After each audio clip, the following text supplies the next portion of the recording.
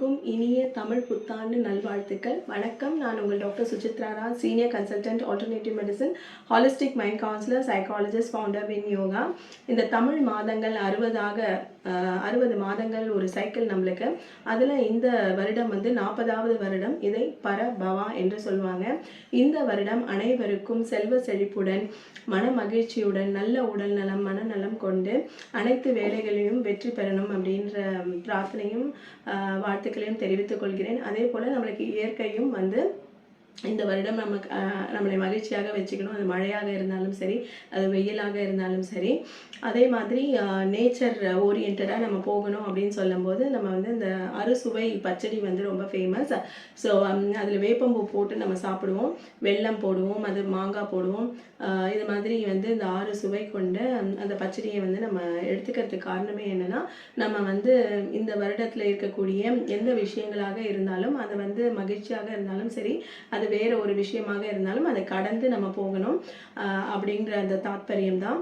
தமிழ் புத்தாண்டை வந்து உலகெங்கும் அனைத்து தமிழர்களும் பல விதமாக கொண்டாடிட்டு இருப்பாங்க. முக்கணிகள் ரொம்ப ஃபேமஸாக நீங்கள் வந்து எடுத்துக்கணும். ஏன்னா வந்து அந்த மா, பலா, வாழை வந்து இப்போ ஒரு நல்ல சீசன். அண்ட் முக்கியமாக வந்து மாம்பழத்தை பற்றி நான் சொல்லணும் அப்படின்னா, அது வந்து ரிச் இன் ஃபைபர். அதே மாதிரி விட்டமின் ஏ இருக்குது, விட்டமின் சி இருக்குது, விட்டமின் இ இருக்குது, and rich in potassium. Potassium வந்து நம்மளுக்கு வந்து நம்மளோட செல்ஸுக்கு வந்து சிக்னல்ஸ் பாஸ் பண்ணுறதுக்கு ரொம்ப யூஸ்ஃபுல்லாக இருக்குது. அதே மாதிரி விட்டமின் சி வந்து லங் ஹெல்த்துக்கு இருக்குது, ஸ்கின்னுக்கு இருக்குது.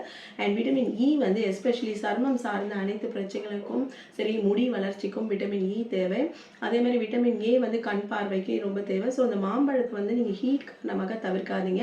உங்களுக்கு வந்து ஒரு வெந்தயத்தை வறுத்து பொடி பண்ணி வச்சுருந்தீங்கன்னா, ஸோ மாங்காய் சாதமாக இருந்தாலும் சரி, மாங்காய் பச்சடியாக இருந்தாலும் சரி, அப்படி நீங்கள் எடுத்துக்கலாம். இல்லை மாம்பழம் நிறைய நம்ம எக்ஸஸாக சாப்பிட்றோன்னா வெந்தயம் கலந்து நம்ம டீயும் வந்து நம்ம எடுத்துக்கலாம்.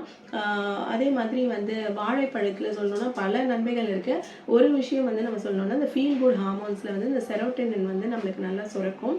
அண்ட் ஜாக் ஃப்ரூட் பற்றி நம்ம சொல்லவே வேண்டியதில்லை. அதுலேயும் வந்து விட்டமின்ஸ், பல விட்டமின்ஸ் இதில் மாம்பழத்துலையும் இருக்கிறத தவிர்த்து வந்து B2 இருக்குது, B6 இருக்குது, அண்ட் மெக்னீஷியம் இருக்குது, அண்டு அந்த காப்பர்ன்ற அந்த தன்மை வந்து ரொம்ப நிறைய இருக்குது.